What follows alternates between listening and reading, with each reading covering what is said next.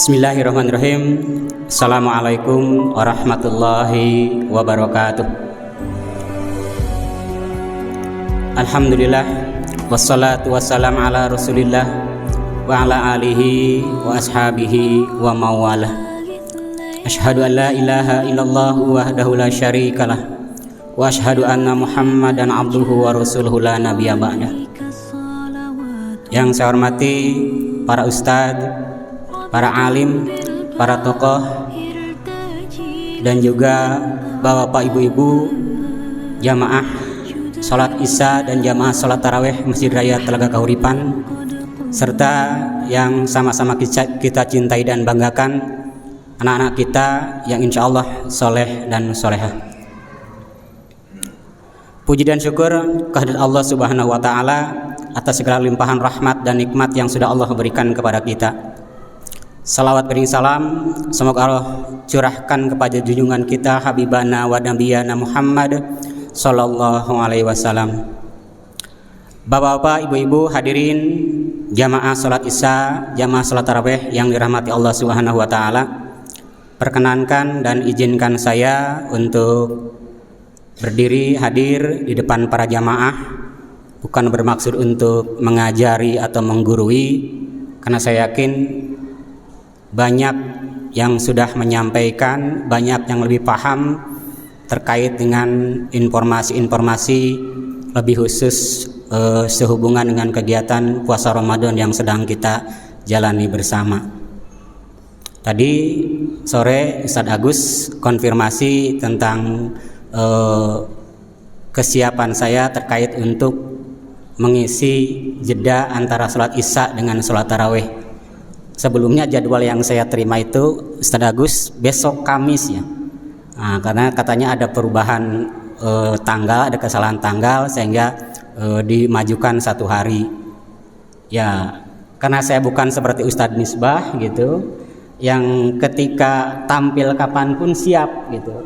Ya karena kita mah bukan siapa-siapa ya, jadi apa gitu yang harus disampaikan. Rencana sih kan tadinya mungkin nanti malam atau besok kita cari literasi atau sumber yang mungkin bisa kita sampaikan.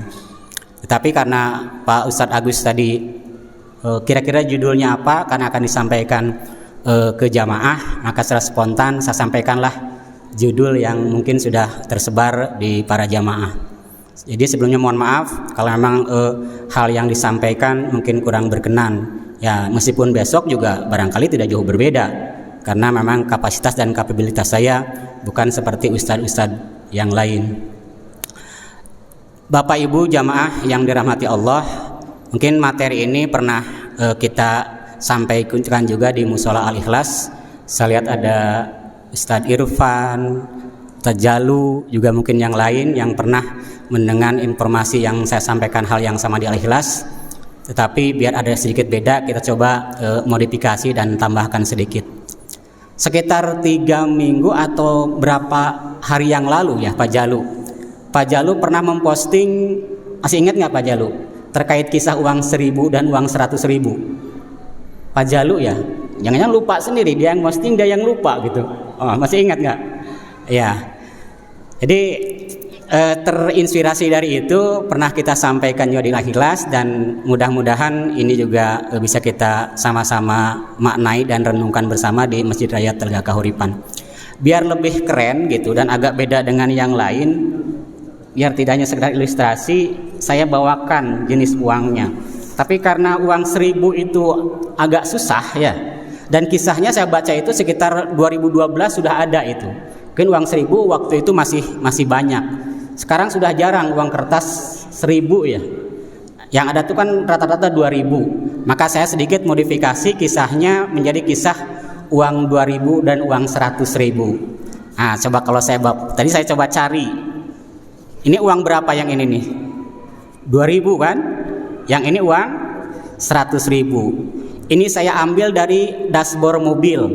Tuh, biasa untuk hal yang rutin seperti itu. Ini saya ambil dari dompet. Dalam cerita itu dikisahkan bahwa uang anggap 1.000 jadi 2.000 ceritanya sekarang. Uang 2.000 dan uang 100.000 itu kan sama-sama dicetak oleh Perum Peruri, diedarkan oleh Bank Indonesia.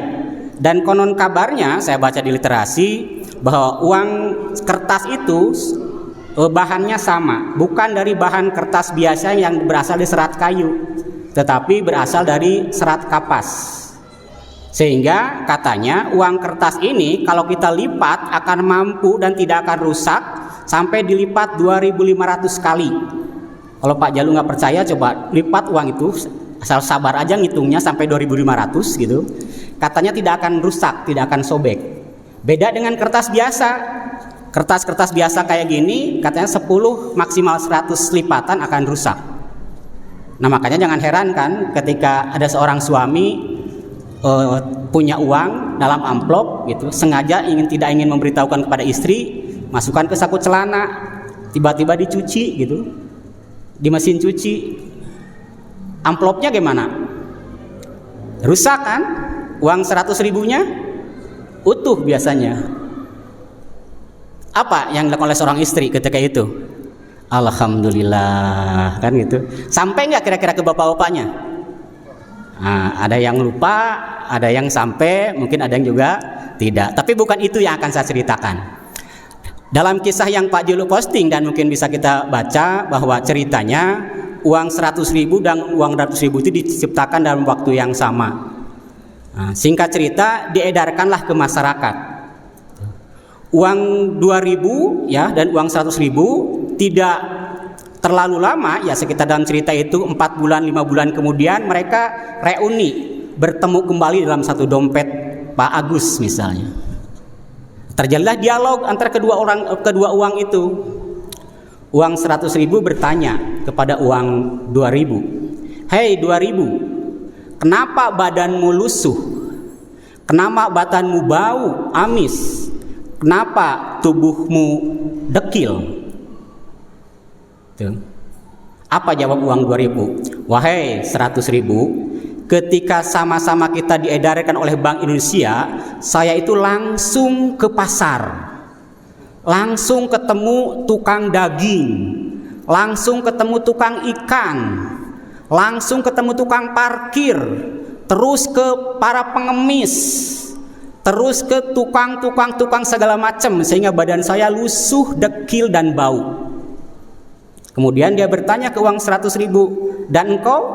Kenapa keadaan tubuhmu begitu rapih, bersih dan masih kekar?" Apa jawab uang 100 ribu?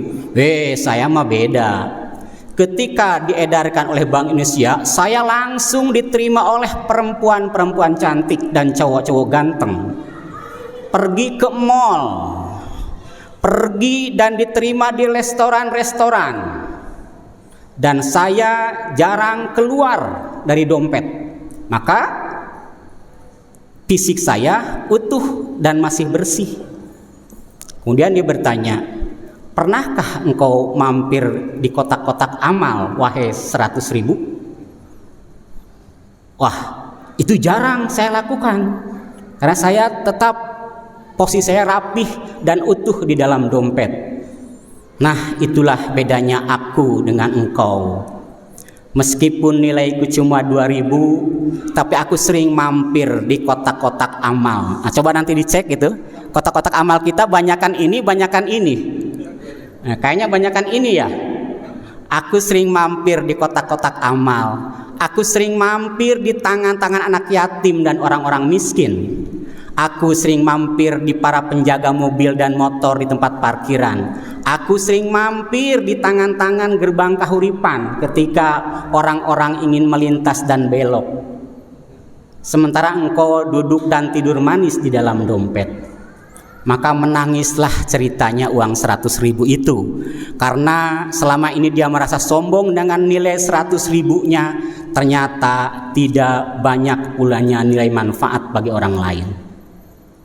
Bapak Ibu dan jamaah yang saya hormati, ternyata nilai kemuliaan seseorang bukan sekedar diukur dari tinggi jabatannya, berapa banyak harta kekayaannya, betapa hebat status sosialnya di masyarakat, tetapi ternyata kemuliaan seseorang dinilai dari sejauh mana dia udah punya nilai manfaat bagi masyarakat di sekitarnya.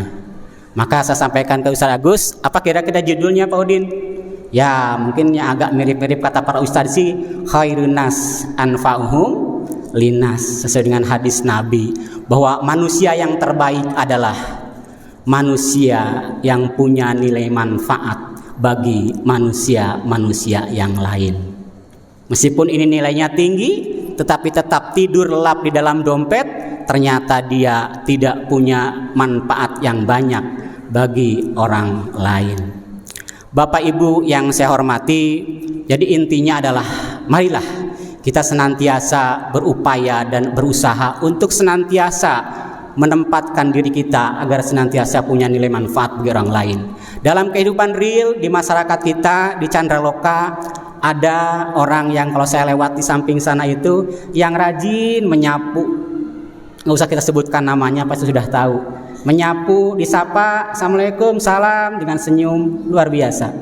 Ada yang rajin menutupi lubang-lubang jalan itu dengan coran, meskipun masih basah diinjek orang, ya saya yakin mudah-mudahan tidak mangkel gitu ya. Ada yang rajin menggali got di depan, maaf kita sebut amanah di sana, yang awalnya kumuh, kotor, semak belukar menjadi bersih dan rapih. Ada yang rajin memperbaiki fasilitas-fasilitas umum sehingga kelihatan nampak lebih elegan dan lebih baik.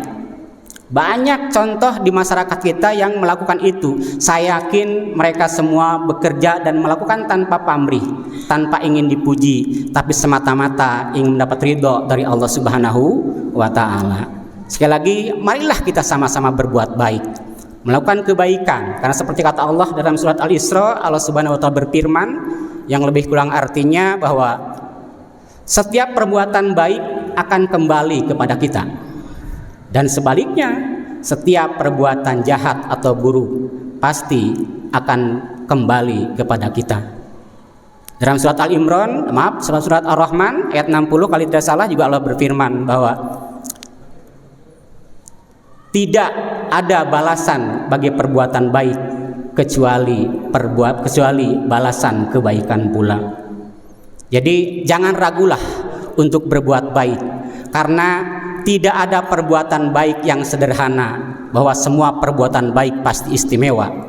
Tidak ada perbuatan baik yang sia-sia, pasti semua perbuatan baik akan punya nilai pahala yang luar biasa. Jangan berhenti untuk berbuat baik, karena kita tidak tahu perbuatan baik mana yang akan membawa kita ke dalam surganya Allah Subhanahu wa Ta'ala. Bapak Ibu yang dirahmati Allah, barangkali itulah yang bisa saya sampaikan Pak Ustaz Agus ya. Kultum saya milihnya 7 menit, bukan 17 menit atau 70 menit, tapi cukuplah 7 menit. Selagi mohon maaf, intinya adalah mari sama-sama kita selalu dan senantiasa berbuat baik. Karena tadi kalau kita ingin menjadi manusia yang luar biasa, manusia yang hebat, jadilah manusia yang punya nilai manfaat bagi manusia yang lain. Khairun nas anfa'uhum linas.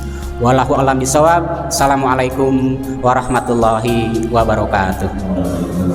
Salatullah ala tahal yamani syafi'il khalqi fi yaumil qiyamah. Salatullah ala tahal yamani syafi'il khalqi fi yaumil qiyamah syafi'il